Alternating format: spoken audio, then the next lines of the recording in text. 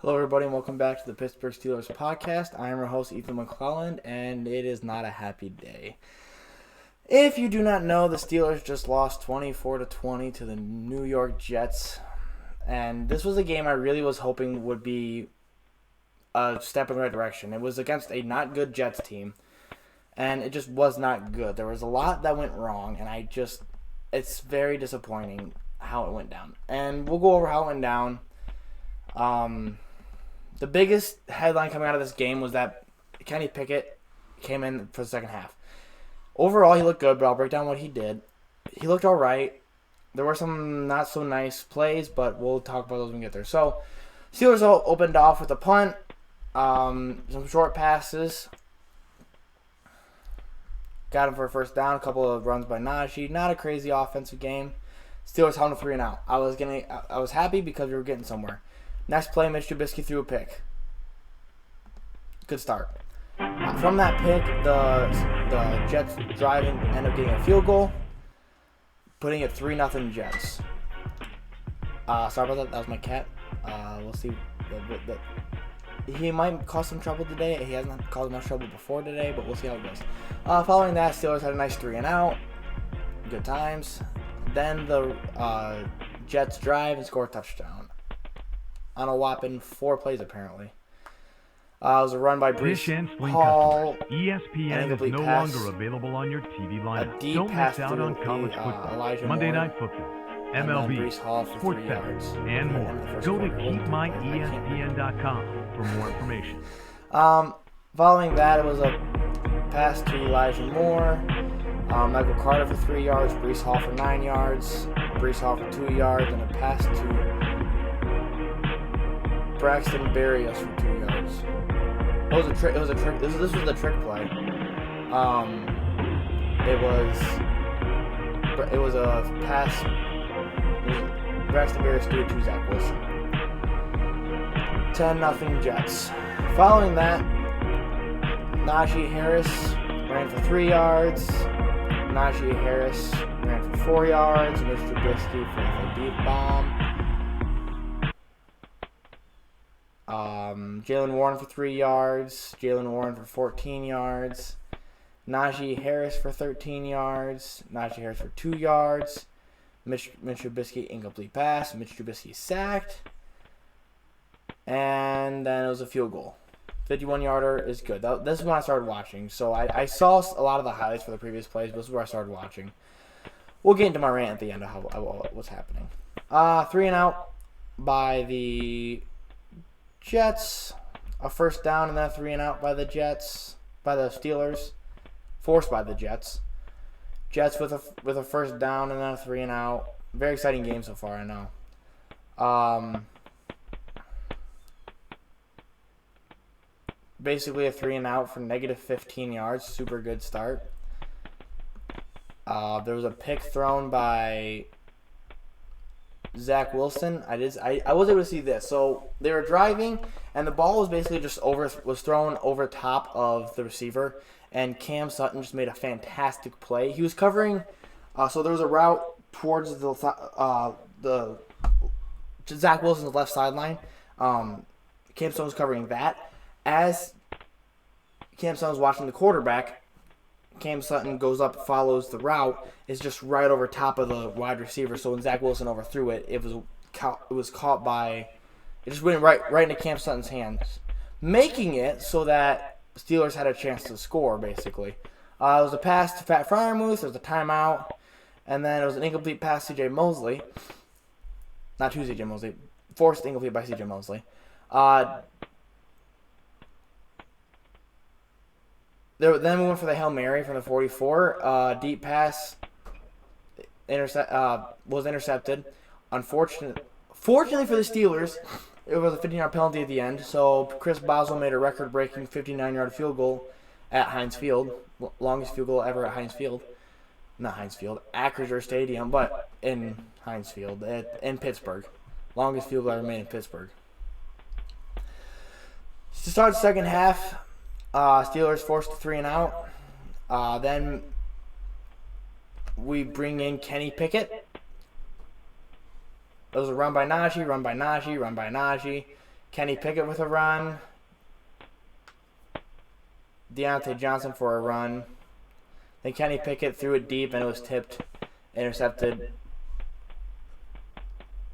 And that's what both the picks really were interceptions from Chase Claypool, which was really just unfortunate. Following that, Zach Wilson, there was a first down, then a run by Breece Hall. Breece Hall for a yard, then Zach Wilson threw it, and it was intercepted by Minkah Fitzpatrick. It looked like it was going to be a pick six. However, he was forced out about the 4. His left heel was pushed out of bounds right about the 4. So that stinks because I would love to have 2 pick sixes on the year from Minkah. I would love it, but it didn't happen. But then we got Kenny Pickett with a short pass to Zach Gentry. A run by Najee Harris and Kenny Pickett for the touchdown, giving us 10-13, giving me hope. I had no hope when it was 10-13 Steelers, giving me hope. I was like, we might actually win this game. Yeah, that aged nicely. Following that, we have a punt by the Jets. We've forced them to a punt. The following drive, Kenny Pickett puts together a masterful drive. There's a pass to Pat Freiermuth, a run by Najee. Pass to Pat Freiermuth. Najee with another run. Kenny Pickett scrambled for 7 yards. He basically made something out of nothing. It would have been a loss, but he was able to fight for it. And then the following play, Jaylen Warren ran for a yard. Kenny Pickett passed to George Pickens for 5 yards. Kenny Pickett passed to George Pickens for 13 yards.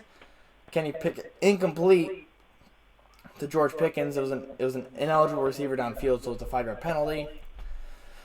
Najee Harris ran for 3 yards. Kenny Pickett threw to Pat Freiermuth for 18 yards, and then he scrambled in for another touchdown, giving us 2 rushing touchdowns for Kenny Pickett. Following that, the Jets get a drive down the field and score. I mean, our defense at this point was getting too exhausted. We seem to really have that issue, which I'll get to at the end. I'll bring up all my points of what I think went well and what went horribly wrong. So Zach Wilson passed to Michael Carter for 3 yards, and then it was a Michael Carter run for a yard, and then it was Zach Wilson pass for a deep ball to Garrett Wilson. Zach Wilson pass incomplete. Breece Hall for -3 yards. Finally got some momentum going the other way. Zach Wilson scrambled for 6 yards, making it 4th and 7. Then it was a deep completion. Well, I guess 17 yards isn't that deep, but a moderately deep completion to Corey Davis. Breece Hall pushed out of bounds after a yard. There was a false start on 1st and goal, making it 1st and 6.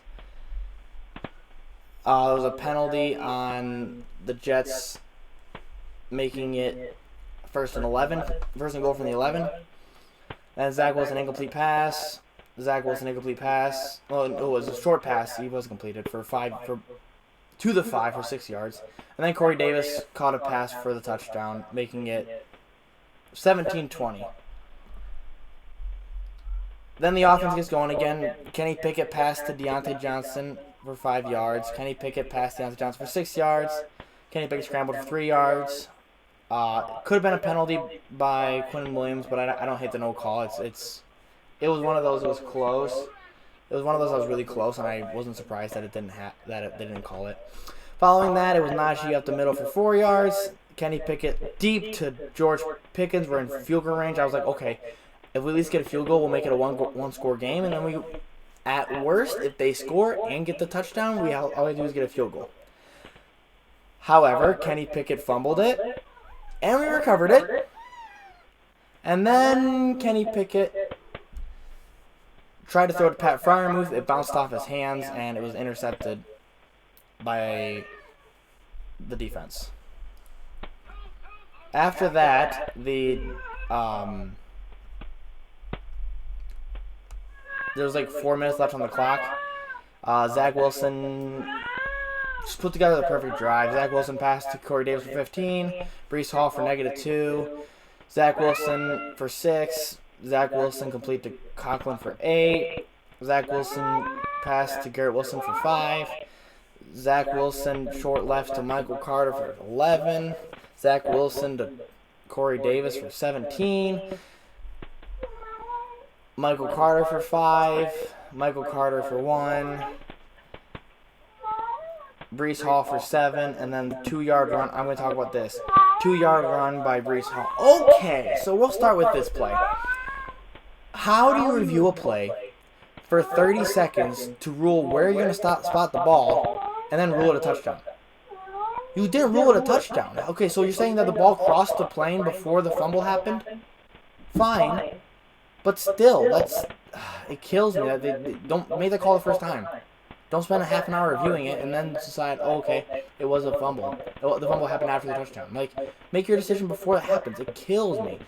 It makes me so frustrated. Like, I don't hate review. I actually think review is a good thing. However, it is used so often in weird ways and weird situations. It takes so long to review it. So long sometimes. It really frustrates me. But yeah, so they gave him the touchdown. Gave us 16 seconds to work with. Then